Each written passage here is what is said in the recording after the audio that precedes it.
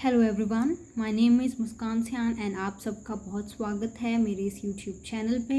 And आज का हमारा टॉपिक है स्पैन ऑफ कंट्रोल। एंड आज के इस वीडियो में स्पैन ऑफ कंट्रोल होता क्या है, इसका क्या मीनिंग है, इसे कौन कौन से फैक्टर अफेक्ट करते हैं एंड अलग अलग ऑथर्स ने इसके बारे में क्या बताया है कि क्या क्या गाइडलाइंस रखी हैं, इसके बारे में हम आज पढ़ेंगे। This is a very short video.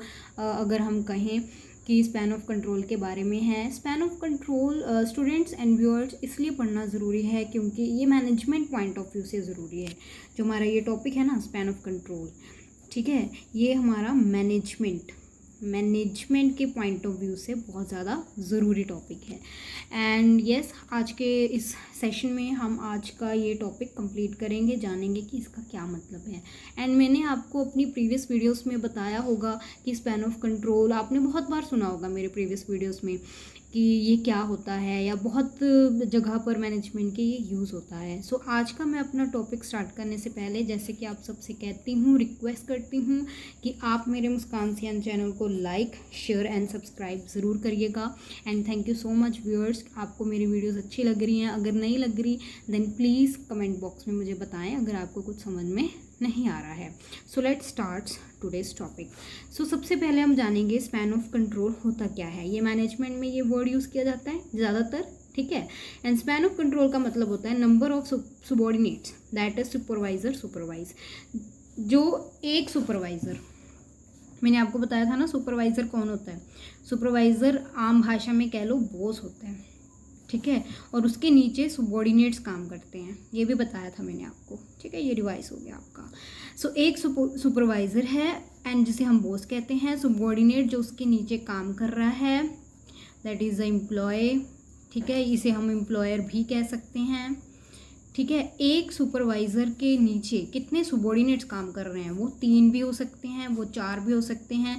That depend, there are number of factors जो डिसाइड करते हैं कि कितने सुबॉर्डिनेट्स जो हैं और एक सुपरवाइज़र के द्वारा वो सुपरवाइज मतलब देखे जाते हैं, डायरेक्ट करे जाते हैं, कंट्रोल करे जाते हैं, लीड करे जाते हैं, ठीक है। आई होप आपको अब स्पैन ऑफ कंट्रोल का मतलब समझ में आ गया होगा, ठीक है।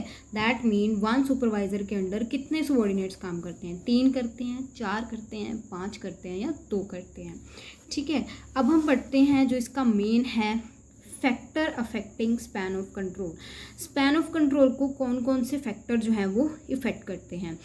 सो जनरल सी बात है, सबसे पहले तो सबसे पहला जो फैक्टर है वो है skills and abilities of the subordinate.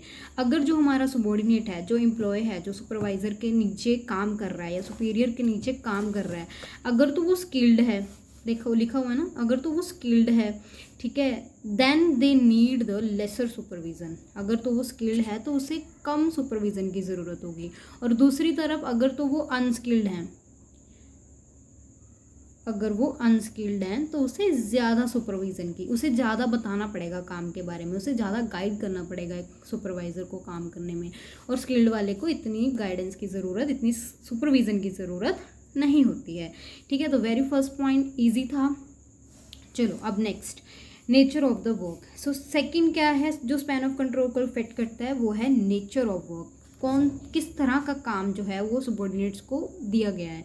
अगर तो काम रेपिटेटिव है, रूटीन वर्क है, ठीक है, या अनस्किल्ड है या स्टैंडर्डाइज है, ठीक है, then it will not call much attention. मतलब ऐसे काम को ज़्यादा सुपरविज़न की ज़रूरत नहीं होती, ठीक है, एज सच। और दूसरी तरफ जहाँ पर कुछ स्पेशलाइज्ड वर्क है, ठीक है, तो वहाँ पर सुपरविज़न की ज़रूरत होती है, ठीक है। स्पेशलाइज्ड वर्क में सुपरविज़न की ज़रूरत ज़्यादा होगी।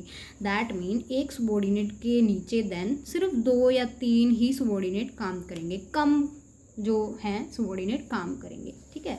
दूसरी तरफ as such the supervisor at the lower level can supervise work of a large number of subordinate. कि लोअर लेवल पे ना एक सुपरवाइज़र ज़्यादा सुबॉर्डिनेट्स को सुपरवाइज कर सकता है। और at a higher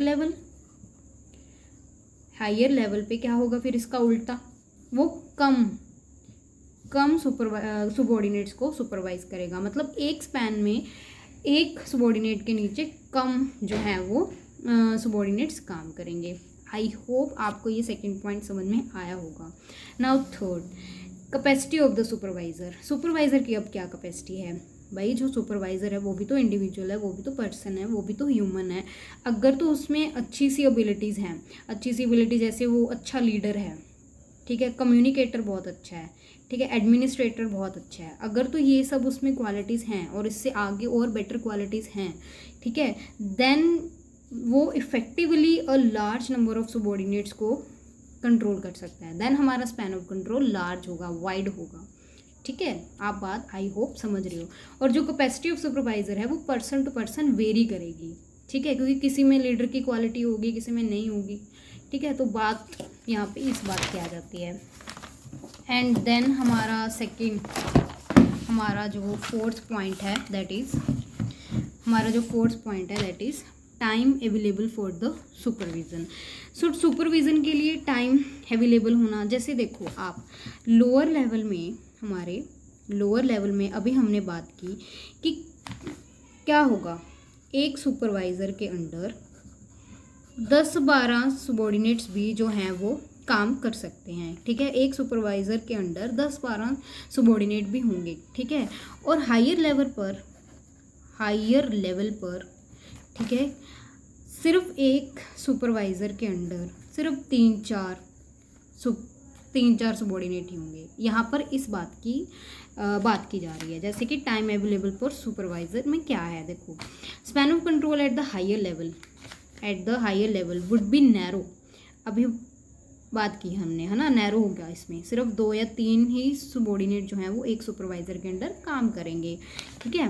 because at the higher level their main focus is on planning, organizing, directing, controlling, so the time for the supervision will be lesser, ठीक है।